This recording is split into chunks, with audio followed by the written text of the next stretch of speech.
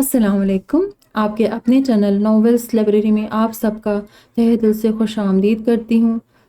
ہماری ناول کا نام ہے لا حاصل خواب، رائٹر پلوشا صافی، اور آج ہم اس ناول کی قسط نمبر 6 ریڈ کریں گے۔ ناول کیسی لگ رہی ہے اپنی رائے کا اظہار ضرور دیجیے گا، مجھے جان کر خوشی ہوگی۔ امید کرتی ہوں کہ آپ لوگوں کو ناول پسند آ رہی ہے۔ مجھے تو سچ میں پلوشا صافی کی ہر ناول ابھی تک کہ ہم نے ہمارے چینل پر ان کی 3 ناول، یہ تیسری ناول ہے اپلوڈ کر رہے، تو مجھے ان کی ناول بہت اچھی لگتی ہے۔ مطلب پہلی ناول ریڈ کی تھی وہ بہت اچھی لگی تھی، اس کے بعد دوسری بھی، اور ابھی تھرڈ بہت مست ناول ہے، آپ لوگوں کو ضرور اچھی لگے گی۔ چلیے ہم لوگ بڑھتے ہیں۔ میں تو شامیر کو روک روک کر تھک گئی، مگر وہ میری ایک ہی نہیں سنتے۔ آج جس دلیری سے تم ان سے بات کر رہی تھی، اتنی بحث اگر کوئی اور کرتا تو اسے جان سے مار دیتے، مگر تم پر وہ غصہ بھی نہیں ہوئے۔ یہ کوئی کرشمہ ہی ہے۔ اب میرا دل کہتا ہے تم مہابیر کو اس دلدل سے نجات دلا سکتی ہو۔ تمہیں اللہ نے مہابیر کی زندگی میں اس کے لیے فرشتہ بنا کر بھیجا ہے۔ اماں بیگم نے پیار سے زمروش کا چہرہ اپنے ہاتھوں میں تھام لیا تھا۔ میں نہیں کر سکتی۔ زمروش ایک دم گھبرا گئی۔ ڈرو مت، مہابیر اب دوبارہ کبھی تم پر ہاتھ نہیں اٹھائے گا۔ شامیر سزا کے توبہ سے ناراض ہو گئے، اور جب تک اسے سزا یاد رہے گی وہ تمہیں تکلیف نہیں پہنچائے گا۔ اماں بیگم نے اسے تسلی دی۔ اسے ٹھیک کرنے میں میرا ساتھ دو گی نا؟ ایک لاچار ماں کی فریاد ہے، پلیز۔ اماں بیگم بھیگی پلکیں جھکاتی زمروش کو دیکھ رہی تھی۔ زمروش دوہری کیفیت کا شکار ہونے لگی۔ میں وعدہ تو نہیں کر سکتی، مگر کوشش کروں گی، صرف آپ کے لیے۔ اس نے اماں بیگم کا دل توڑنا مناسب نہیں سمجھا۔ خوش رہو، بہت شکریہ۔ اماں بیگم نے خوش دلی سے اس کی پیشانی پر محبت بھرا بوسہ دیتے خود سے لگا لیا۔ زمروش اس کام کو کسی جنگ پر جانے سے کم نہ مانتی تھی، اس لیے وعدہ نبھانے میں ڈر رہی تھی۔ نظام کائنات اپنے مقرر راستے پر رواں دواں تھے۔ رات کے وقت زمروش سہمی انداز میں کمرے میں داخل ہوئی۔ مہابیر بیڈ پر چٹلیٹے چھت سے لٹکتے فانوس کو دیکھ رہا تھا۔ آہٹ پر اس کی جانب دیکھا۔ اس کا دل کیا کہ جس کی وجہ سے آغا صاحب ناراض ہوئے ہیں اسے ختم کر دے۔ سو جاتی وہ اٹھا۔ زمروش کے قدم منجمد ہو گئے، اس سے بھاگا بھی نہیں گیا۔ مہابیر نے ابرو ملائی، اسے گھورتے ہاتھ میں پکڑی تلوار اٹھا کر زمروش کے گردن پر رکھی۔ وہ خفیف سی لرزنے لگی۔ مہابیر، اس نے بمشکل الفاظ ادا کیے۔ اگر وہ ذرا سی بھی حرکت کرتی تو یقیناً گردن کٹ جاتی۔ اپنی لرزش پر قابو کرنے اس نے ہاتھوں کی مٹھی بنا لی۔ ماتھے پر پسینہ نمودار ہوا۔ مہابیر نے اس کی حالت پر چہرے پر گرم سانس خارج کرتے قدم آگے بڑھایا۔ اس کا قدم آگے بڑھتا تو زمروش کا پیچھے چلا جاتا۔ اسی طرح الٹے چلتے وہ کمرے کے در تک آ گئی۔ جیسے ہی اس کے قدم دروازے کے پار پڑے، مہابیر نے تلوار ہٹا دی اور فٹ کر کے دروازہ اس کے منہ پر بند کر دیا۔ شدت سے بند کرنے کی وجہ سے زمروش کا سہم کر پیچھے ہو گئی۔ بند مٹھیوں میں نمی آ گئی تھی۔ مہابیر اسے کمرے سے نکال کر تلوار میز پر رکھتا اپنے بیڈ پر لیٹ گیا۔ زمروش ڈرتے ڈرتے دستک دی، پر جب رسپانس نہ ملا تو وہیں دیوار سے لگ کر بیٹھتی چلی گئی۔ کیا اس سے برا کچھ اور بھی ہونا باقی تھا؟ فی الحال طے نہیں کر پائی۔ اس کے ذہن میں دن بھر ہوئے واقعات فلم کی طرح گھوم رہے تھے۔ سر درد کے بعد جیسے ہی آنکھیں موندی تو نیند کی وادی میں چلی گئی اور بیٹھے بیٹھے ہی سو گئی۔ اگلی صبح شامیر صاحب کے نکلنے سے پہلے زمروش ان کے کمرے میں آئی۔ کسی خاص میٹنگ کے لیے جا رہے تھے، اس لیے بلیک کلر کے 3 پیس سوٹ میں تیار، مہنگی پرفیوم لگائے حشاش بشاش لگ رہے تھے۔ میں اپنے کل کے رویے پر معذرت چاہتی ہوں، آئی ایم سوری۔ زمروش دروازے کے سرے پر کھڑی کھنکاری۔ تمہاری یہی خاصیت تو اچھی ہے، جلدی سمجھ جاتی ہو۔ شامیر صاحب اچھے مزاج میں تھے۔ آغا صاحب، میں اپنے والدین سے ملنے جانا چاہتی ہوں۔ زمروش نے اجازت مانگی۔ شکور، زمروش کے ساتھ اس کے میکے ہو آنا۔ نواب صاحب نے شکور کو نمودار ہوتے دیکھ کر ہدایت دی۔ میں کچھ دن وہاں رہنا چاہتی ہوں، زمروش نے پھر سے فرمائش بتائی۔ دن بھر وہیں رہ کر رات واپس آ جانا۔ شامیر صاحب نے فائلوں کو دیکھتے مصروف انداز میں جواب دیا۔ کیا آپ کو ڈر ہے کہ میں بھاگ جاؤں گی یا واپس نہیں آؤں گی؟ زمروش نے آنکھیں چھوٹی کر کے انہیں دیکھا۔ مجھے ایسا کوئی ڈر نہیں ہے۔ بھاگ کر کہاں جاؤ گی؟ ملک کے کسی بھی کونے میں چلی جاؤ، میں ڈھونڈ لوں گا۔ شامیر صاحب استہزاء ہنسے۔ تو پھر اتنی پابندی کیوں؟ زمروش کا گلہ وہی رہا۔ دیکھو زمروش، تم اب نواب شامیر رحسانی کی بہو ہو۔ تمہاری حیثیت ایک قریب لوور مڈل کلاس لڑکی سے کئی گنا بڑھ گئی ہے۔ یہ پروٹوکول میری نسبت سے ہونے کا عملی ثبوت ہے۔ لوگوں کو معلوم ہونا چاہیے کہ کون آ رہا ہے، شامیر صاحب نے جتاتے سمجھایا اور مسکراہٹ سے نوازا۔ زمروش منہ بسوڑتے پیر پٹکتے مڑی۔ چلیے شکور بھائی، کچھ سامان بھی لینا ہے۔ کنکھیوں سے گھور کر شکور کو ہدایت دیتے کمرے سے باہر نکل گئی۔ شکور سر کو جنبش دیتے اس کے پیچھے ہو لیا۔ زمروش گھر کے اندر داخل ہوتے اماں سے لپٹ گئی۔ وہیں بخت خاتون اسے نت نئے کپڑوں سے اورات میں خوش باش دیکھ کر پرسکون ہو گئی۔ اماں سے مل کر بابا سے بھی اسی جوش و جذبے سے ملی۔ اس کے پیچھے شکور اور گارڈز اپنے ساتھ لائے سوغات کچن کے پاس رکھنے لگے۔ زمروش ان سب کی کیا ضرورت تھی؟ بابا قدرے خفیف ہو گئے۔ بابا میں جانتی ہوں آپ خوددار انسان ہیں، بیٹی کے سسرال سے کچھ نہیں لیں گے، مگر میں بھی آپ ہی کی بیٹی ہوں، خالی ہاتھ کیسے آتی؟ میری طرف سے گفٹ ہے۔ زمروش ان کے گرد بازو حائل کر کے ساتھ چارپائی پر بیٹھ گئی۔ دوپہر کے کھانے میں اس کی من پسند سبزی بنائی گئی تھی۔ وقت خوشحال اور مستحکم گزرنے لگا۔ زمروش حویلی میں سب تمہارے ساتھ اچھے سے پیش آتے ہیں نا؟ اور تمہارا میاں وہ تمہارے ساتھ ٹھیک ہے نا؟ اماں کے دل میں کئی سوالات امڑ رہے تھے۔ ہاں اماں، سب ٹھیک ہے۔ اپنے ساتھ ہوتے ہوئے حادثات بتا کر وہ انہیں پریشان نہیں کرنا چاہتی تھی، اس لیے ہنسی میں بات ٹال گئی۔ ویسے کرتے کیا ہے مہابیر؟ بابا کے سوال پر زمروش قدرے مبہم سے ہو گئی۔ جی وہ آغا صاحب کے ساتھ ہوتے ہیں۔ مناسب الفاظ کو جوڑتے رک رک کر جواب دیا۔ مطلب سیاست میں ہے، ارباز نے اپنے جانب سے اضافہ کیا۔ زمروش نے مصنوعی مسکان سجائے سر اس بات میں ہلایا۔ بیٹی داماد جی آئے نہیں تمہارے ساتھ؟ اماں نے دوبارہ سوال کیا۔ اماں وہ مصروف تھے، اگلی دفعہ ضرور آئیں گے۔ زمروش ان کے بار بار پوچھے جانے والے سوالوں سے پریشان ہونے لگی۔ اس کے مزاج کو دھیان میں رکھتے اماں نے موضوع گفتگو بدل دیا اور آس پڑوس کی باتیں کرنے لگی۔ دوسری طرف مہابیر اپنے معمول کی مصروفیت سے فارغ ہو کر مخفی انداز میں اپنے کمرے کے ساتھ والے کمرے میں چلا گیا، جو اماں بیگم نے صبح زمروش کو فرش پر سویا دیکھ کر اس کے لیے الگ تیار کروایا تھا۔ ڈریسنگ ٹیبل پر اس کے میک اپ کا سامان بکھرا پڑا تھا، الماری میں کپڑے، جویلری، سینڈل ترتیب سے رکھے ہوئے تھے۔ ایک نظر کمرے کا جائزہ لے کر باہر آ رہا تھا کہ بہادر خان سے سامنا ہو گیا۔ مہابیر انجان بنتے چھت کو گھورنے لگا۔ کچھ چاہیے تھا مہابیر بابا؟ بہادر خان نے احتیاط سے پوچھا۔ یہ کہاں ہے؟ وہ متذبذب ہوتے گردن موڑے کھڑا رہا۔ کون؟ زمروش بیٹی اپنی ماں کے گھر گئی ہے، بہادر خان نے خوش اخلاقی سے جواب دیا۔ مہابیر ابرو ملائے سوچ میں پڑ گیا۔ جہاں تک اس کے علم تھا، اس کی بھابھیاں یعنی منزہ اور ہمنا کا جب اپنے شوہروں سے جھگڑا ہو جایا کرتا تھا تو ناراض ہو کر میکے چلی جاتی تھی۔ مہابیر کے دماغ میں وہی بات گھومی۔ اسے لگا زمروش اس کے کل کے برتاؤ پر ناراض ہو کر میکے گئی ہے۔ ناراض ہو کر؟ اس نے معصومیت سے لب بھینچ لیے۔ ارے نہیں بابا، شادی کے بعد لڑکیاں جاتی ہے، یہ رسم ہوتی ہے، شام تک آ جائے گی، بہادر خان پیار سے سمجھایا۔ مہابیر آنکھیں گول گول گھماتا اس رواج کو ذہن نشین کرنے لگا۔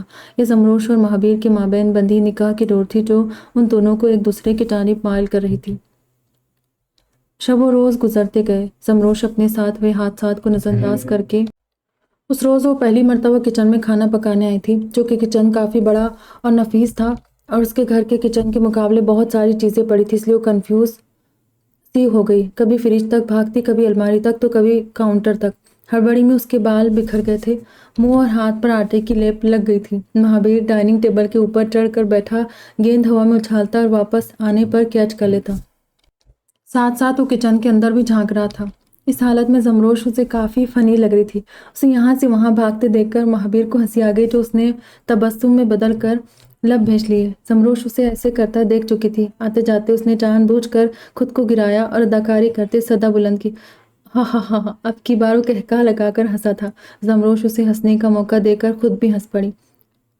سفید بھوتنی، ہاں ہاں ہاں۔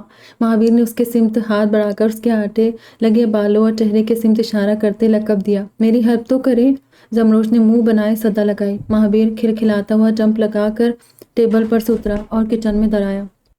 زمروش نے اس انداز میں منہ بنائے اپنا ہاتھ بڑھایا۔ مہابیر نے اسے اٹھانے اس کا ہاتھ پکڑ تو لیا، پر کھڑا کرنے کے بجائے پھر سے گرا دیا۔ اس مرتبہ زمروش کو واقعی لگ گئی تھی، لیکن مہابیر کو ہنسانے کے لیے ظاہر نہ کیا۔ مہابیر ہنستے ہنستے ایک دم خاموش ہو گیا۔ ہنستے لب سمٹ کر بھینچ لیے، نچلا لب دانتوں میں دبا کر متذبذب ہوتے پلکیں جھپکانے لگا۔ کیا ہوا؟ رک کیوں گئے؟ ہنسو نا۔ زمروش اسے خاموش دیکھ کر اٹھی، اسے گدگدانے لگی۔ مہابیر نے جھنجلا کر اس کے ہاتھ زور سے پیچھے کیا اور مضطرب ہوتا سیڑھیوں کی جانب بھاگا۔ زمروش کو افسوس ہوا تھا، اس نے مہابیر کو ہنسا کر اچھا کیا یا برا، وہ تعین نہیں کر پائی تھی۔ زمروش کو بڑی حویلی میں 2 مہینے ہو گئے تھے۔ شروع کے چند حادثات کے بعد مہابیر کو مانو اس کی عادت سی ہو گئی تھی۔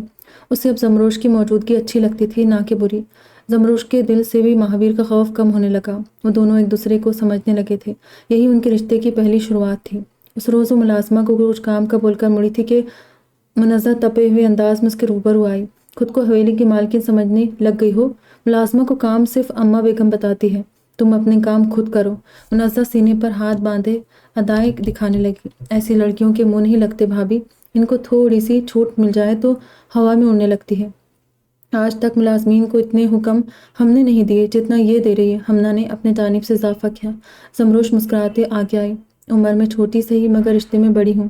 مہابیر آپ دونوں کے جیٹھ ہے اور اس ناطے سے میں آپ کی جیٹھانی ہوئی، اس لیے تمیز کے دائرے میں رہ کر بات کیجیے۔ اور رہی بات ملازمین کو حکم دینے کی تو اماں بیگم نے خود مجھے یہ ذمہ داری سونپی ہے۔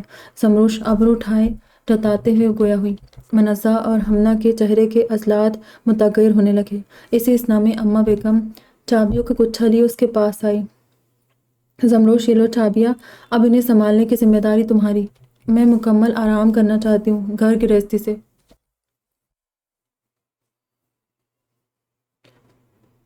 اماں بیگم نے ہاتھ اٹھائے سکون کا سانس لیا۔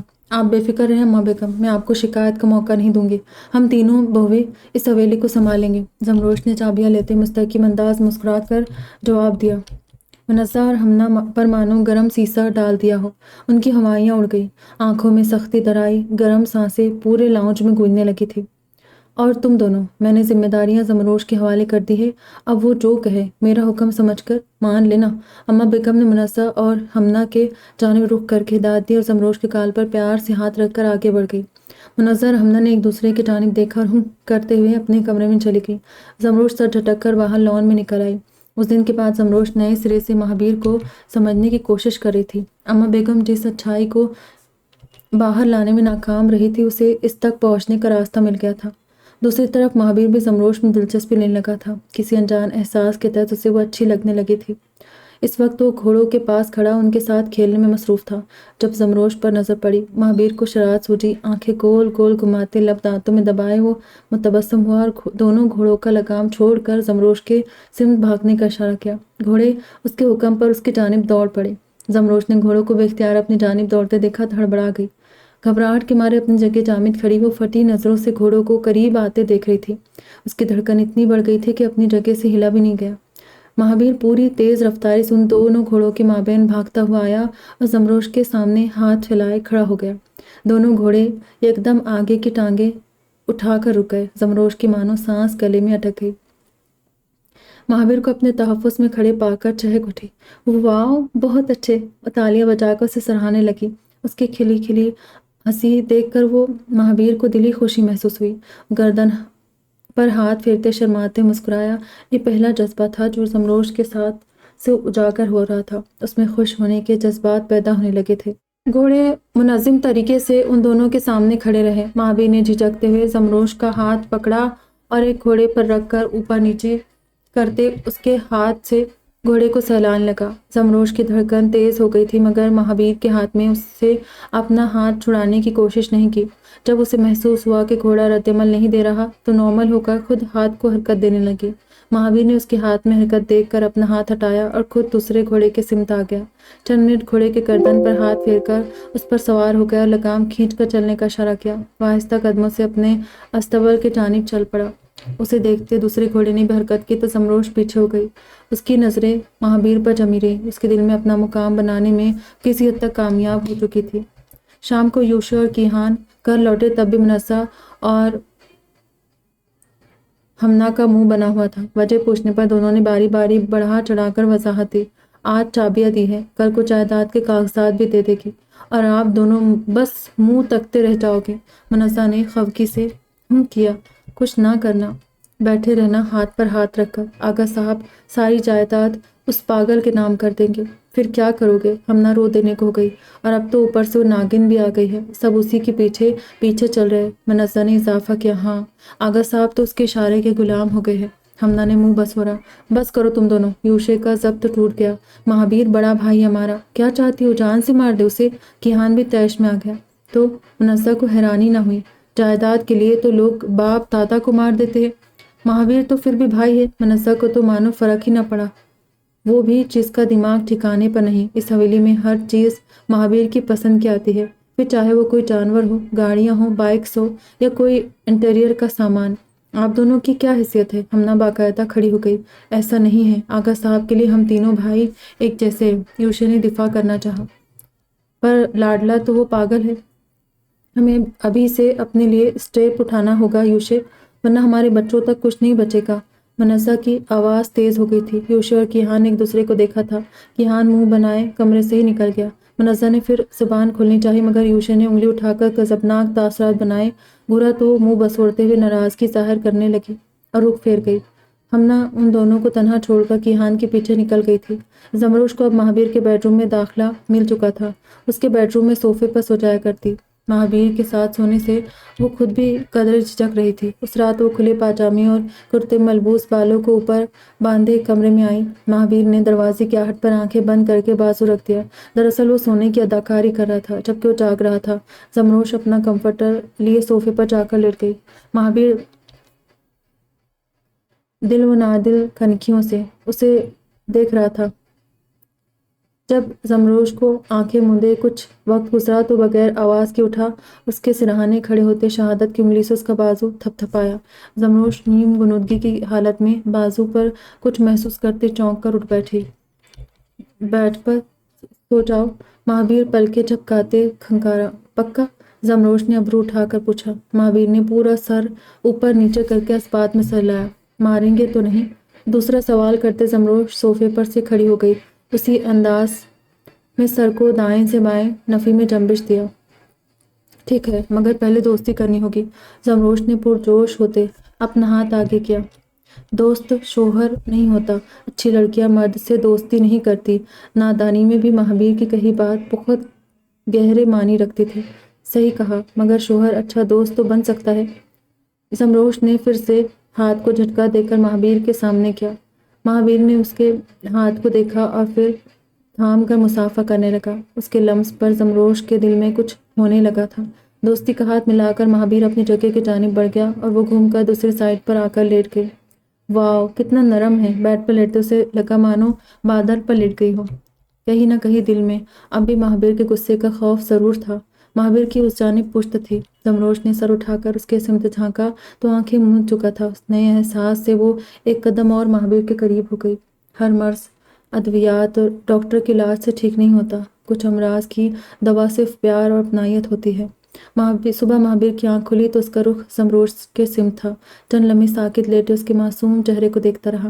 یہ کون سی کشش تھی جو اسے اس کے قریب لے آئی تھی، جو اسے اس پر غصہ نہیں کرنے دے رہی تھی؟ کروٹ پر ہونے سے اس کا چہرہ مکمل طور پر مہابیر کے قریب ہو گیا تھا۔ اس کی سانس مہابیر کو اپنے چہرے پر محسوس ہو رہی تھی مگر مہابیر ذرا سا بھی نہیں ہلا۔ کروٹ پر ہونے سے اس کے بالوں میں سے کچھ لٹیں اس کے چہرے پر آ گئی۔ مہابیر کے تاثرات بدل گئے۔ زمروش کے بال اس کی دیدے محبوب میں خلل ڈال رہے تھے، اس لیے مہابیر نے ہلکے ہاتھ سے اس کے بال پیچھے کرنا چاہے۔ زمروش ہمیشہ سے بیدار خواب تھی۔ چہرے پر لمس محسوس کرتے اس کی آنکھ کھل گئی۔ مہابیر نے چونک کر ہاتھ پیچھے کیا، وہیں زمروش بھی قدرے کسمسا کر کھسک گئی۔ اتنی جلدی اٹھ گئے؟ اس نے کمرے میں نیم تاریکی دیکھ کر سوال کیا۔ مہابیر چت لیٹ کر لب بھیج گیا۔ کیا کرتے ہیں اتنی صبح صبح؟ دوسرا سوال تجسس بھرا ہوا۔ ورزش۔ یک لفظی جواب دے کر مہابیر اٹھ گیا اور فریش ہونے جانے لگا۔ میں بھی ساتھ چلوں؟